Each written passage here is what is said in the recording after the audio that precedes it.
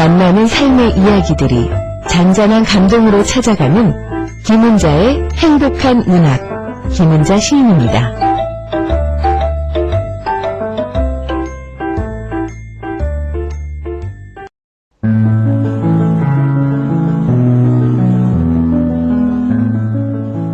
김은자의 행복한 문학.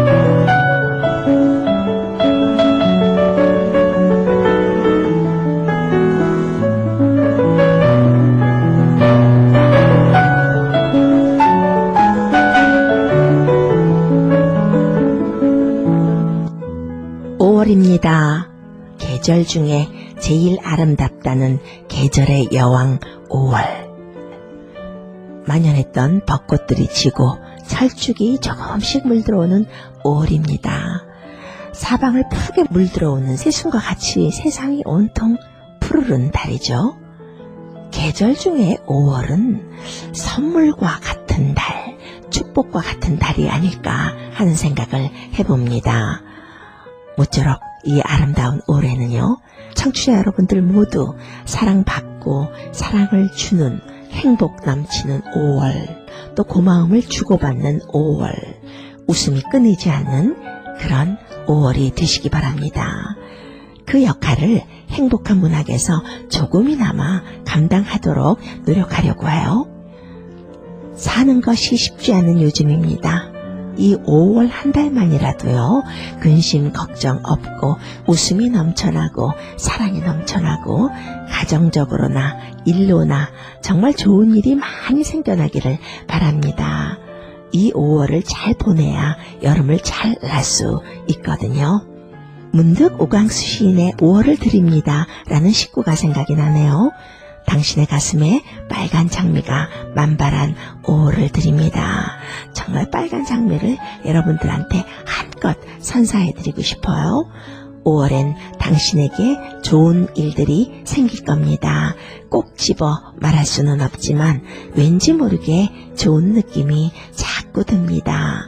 당신에게 좋은 일들이 많이 생겨나서 예쁘고 고른 하얀 이를 드러내며 얼굴 가득히 맑은 웃음을 짓고 있는 당신 모습을 자주 보고 싶습니다.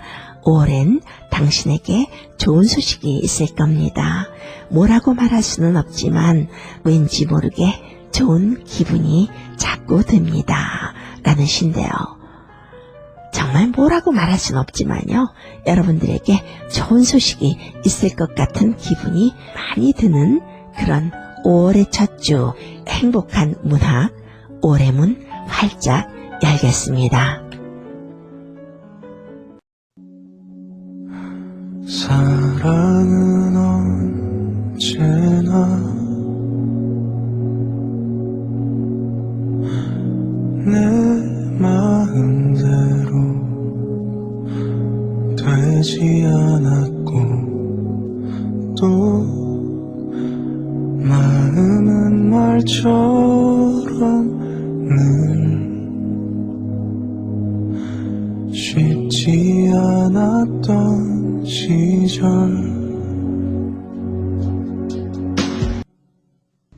문학으로 삶을 이야기하고 문학으로 정서를 공감하면서 행복해지는 행복한 문학. 주로 요즘은 수필을 많이 소개하고 있습니다. 수필은 체험 문학입니다. 작가의 삶 속에서 일어나는 크고 작은 일들을 절제된 좋은 문장과 익은 사고력으로 풀어내는 글들이 우리 삶의 윤활유가 될 때가 많잖아요. 수필이라는 장르는 우리들의 삶과 바로 직결된 장르입니다. 시처럼 어려운 면도 없고요. 편안하면서도 우리 사는 얘기 소소하게 나눌 수 있는 장르죠. 작가들이 다 선별해서 써놓은 것을 우리는 읽기만 하면 되니까요. 얼마나 좋아요. 이 시간에는 읽을 필요도 없습니다. 일을 하면서 혹은 쉬면서 듣기만 하면 되니까 얼마나 편하고 소중한 시간인지요. 오늘 여러분들에게 소개해드릴 수필은요, 소설 같기도 하고 영화 같기도 한 수필입니다. 글이라는 것이요, 어릴 적 이야기들을 이 가둬두기 해서 세월을 지나면서 발효된 생각과 맛깔난 문장으로 풀어내면 제맛이 되거든요. 오늘은 잘 익은 된장 같은 제맛 나는 수필입니다. 박금아 수필가의 길두아재라는 제목의 수필입니다. 낭독 듣고 이야기 이어가도록 하겠습니다.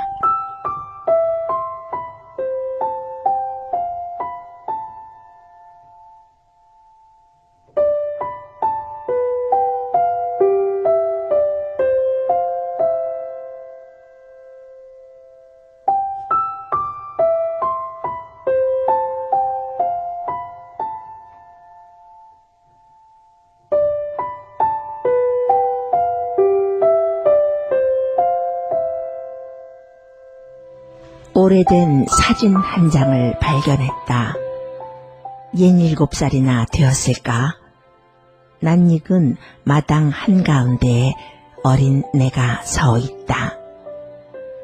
곁에는 길두아재가 닭에게 모이를 던지다 말고 장난기 어린 표정을 짓고 있다.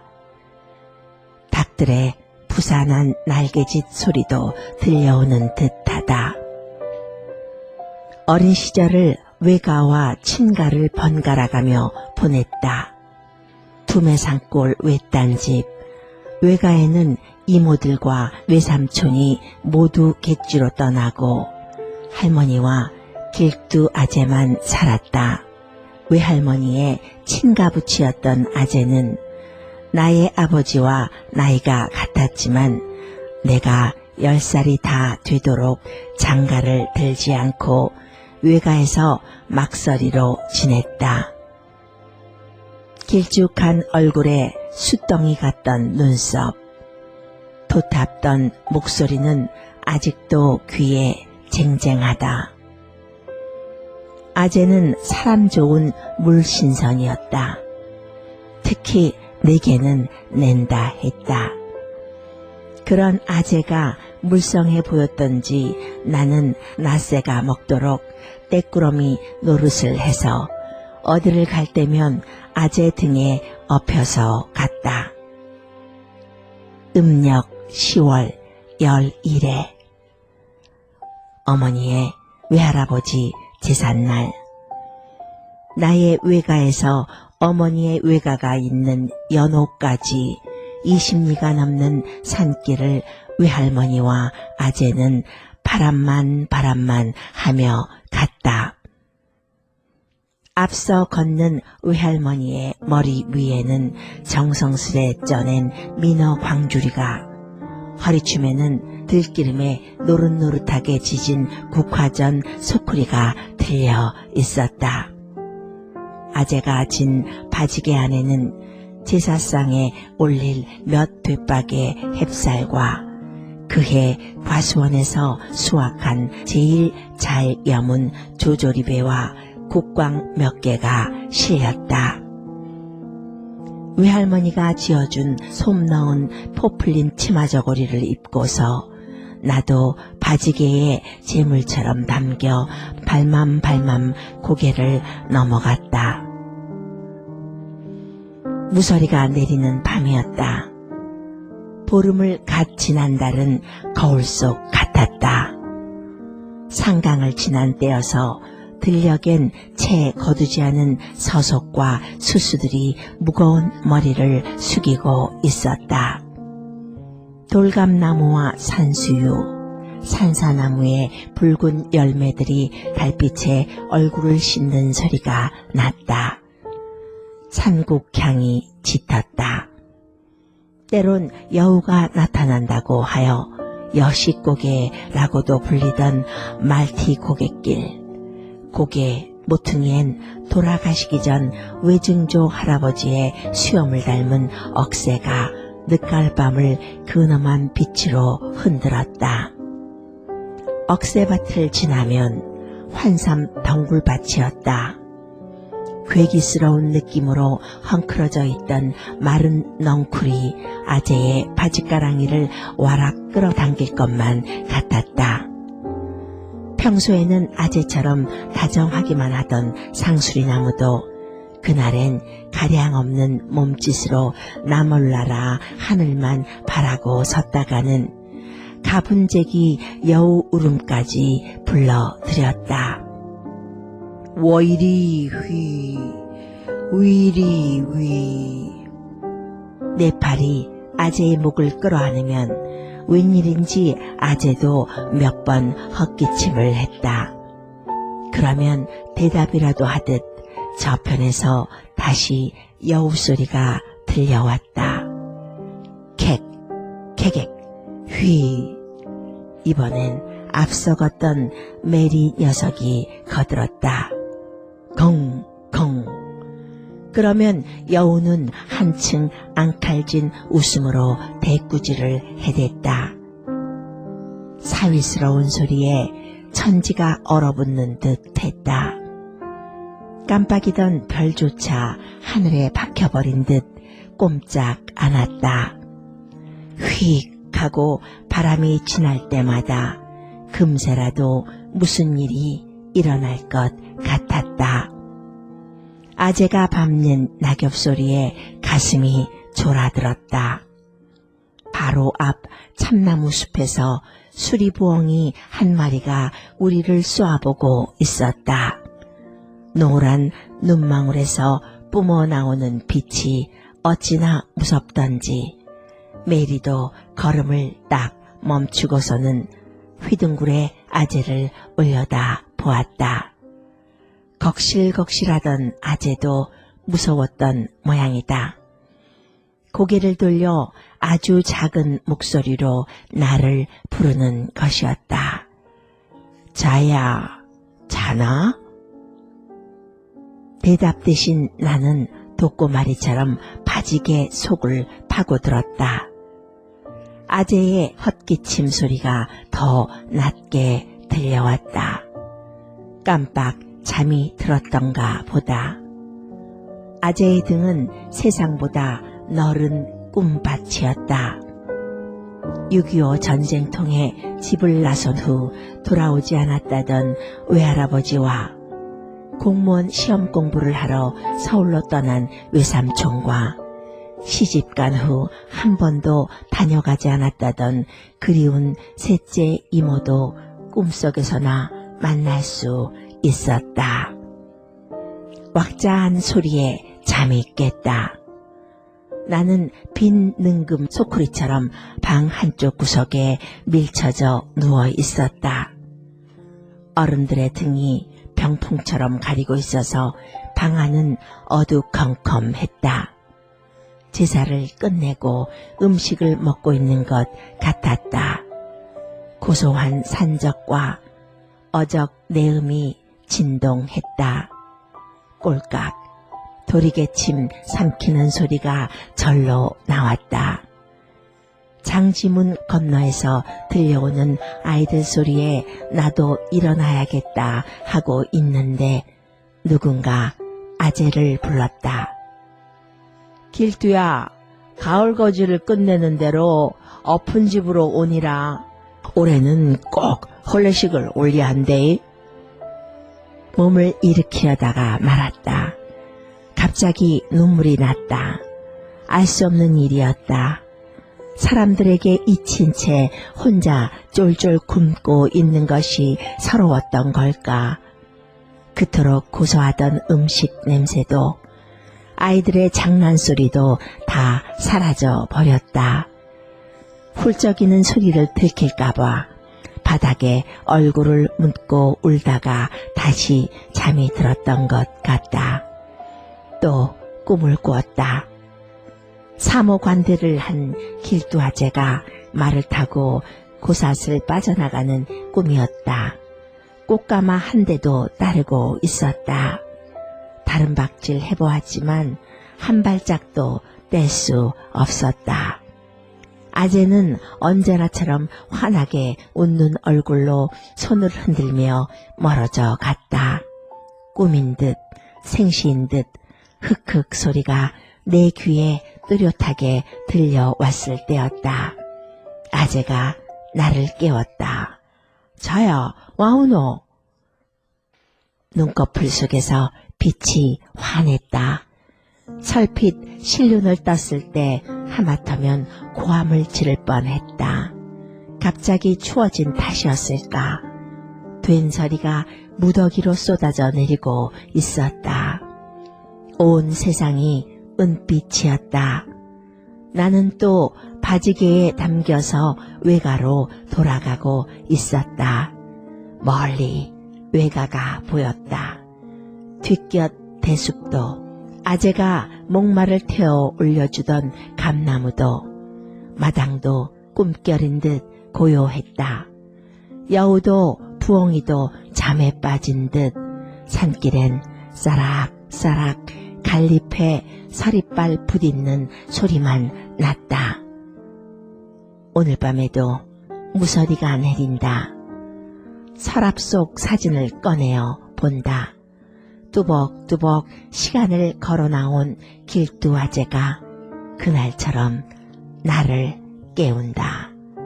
자야, 니 또 와우노?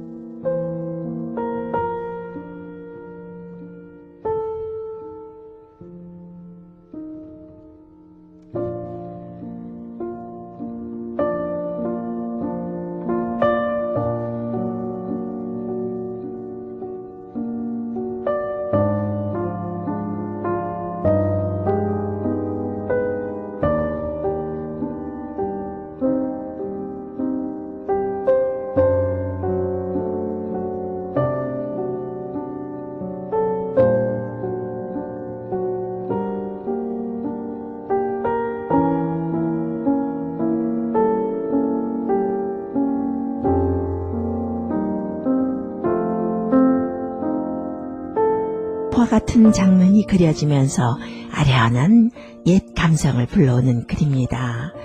외딴집 시골 동네 길두아재의 등에 엎여서 산을 넘어가는 모습, 어쩜 표현이 그다지도 회화적인지요. 우리도 충분히 그림을 그릴 수가 있습니다.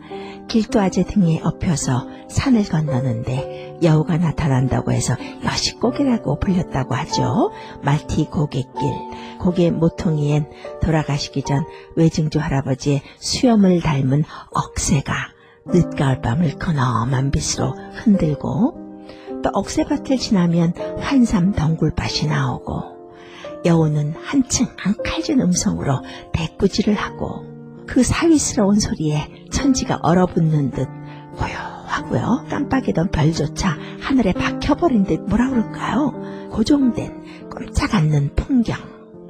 휙 하고 바람이 또 지나가고, 길두아재가 밟는 낙엽 소리, 그 바로 앞에 또 참나무에서 수리부엉이 한 마리가 산을 넘어가는 길두아재와 자야를 쏘아보고 있었다라는 표현이요. 이런 회화적인 수필이 그 시대 그 전경을 그대로 우리로 하여금 그릴 수 있게 해주는 이런 것들이 수필의 묘미가 아닌가 하는 생각을 합니다.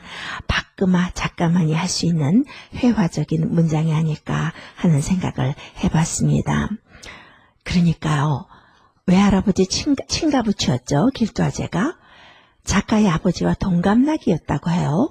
길두아재와 한 식구처럼 그렇게 함께 지냈던 거예요. 마음씨 좋은 아재는 사람이 너무 좋아서 물신선이라고 하잖아요. 작가는 툭하면 길두아재를 불러댔고 또 어디를 가면 아재 등에 엎여서 다녔었나 봅니다. 그러던 길두아재가 여우소리에 잡혀먹을 것 같은 산을 넘고 함께 그런 힘겨운 시간을 지나서 외가에 도착했는데요. 잠결에 들어보니까 길두아재가 결혼을 한다고 하는 겁니다. 거기서 느껴지는 허탈감, 상실감, 그런 것들이 어린 시절의 추억과 맞물려서 아련하게 그려지는 수필이었습니다. 여러분들도 그런 적 있을 거예요. 친하게 지내던 한 가족처럼 지냈던 삼촌이나 이모가 시집을 가면 왠지 멀게 느껴지는 것, 다시는 못 볼 것 같은 느낌으로 슬퍼지잖아요. 마치 삼촌이나 이모를 혹은 누나를 빼앗긴 것 같은 그런 느낌이 작가에게는 잊지 못할 어린 시절의 추억으로 남아있었던 겁니다. 여러분 황순원의 소나기 잘 아시죠? 우리 학창시절에 이 짧은 소설로 얼마나 많이 설레이고 아련해했었나요? 그런 역할이 바로 문학이 하는 것입니다.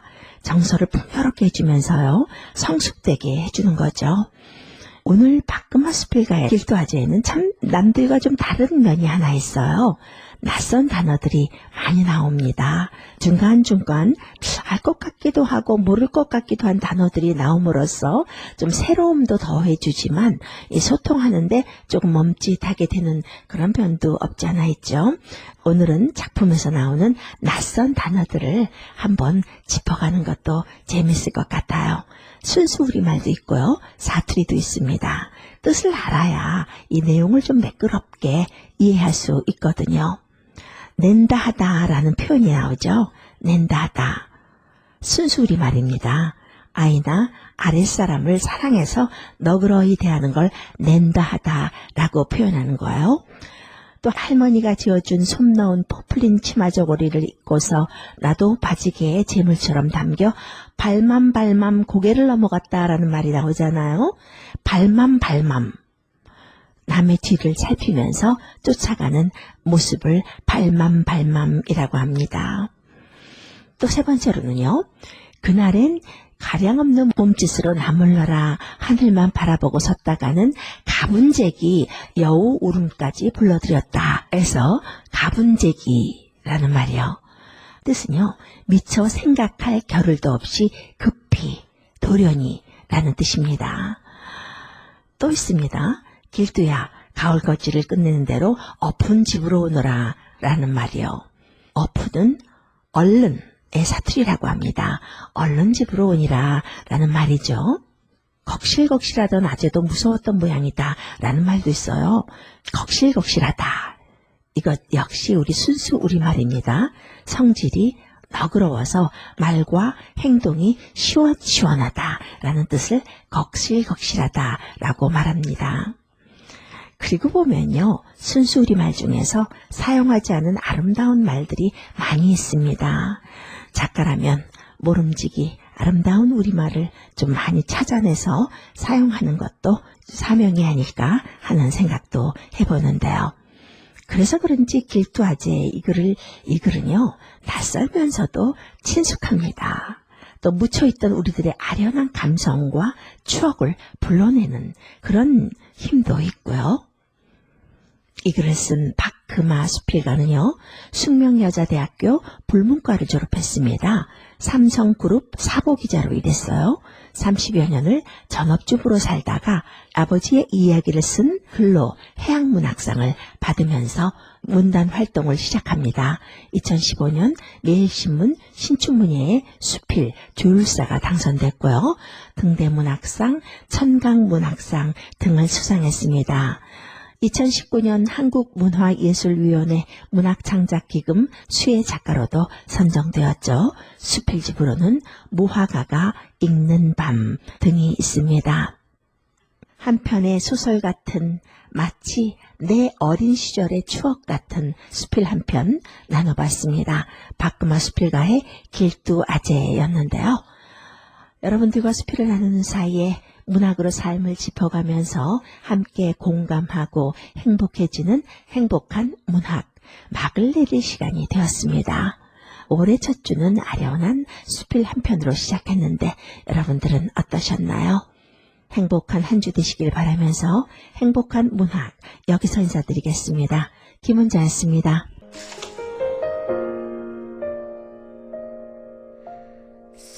쓸쓸하던 그 골목을 당신은 기억하십니까? 지금도 난 기억합니다.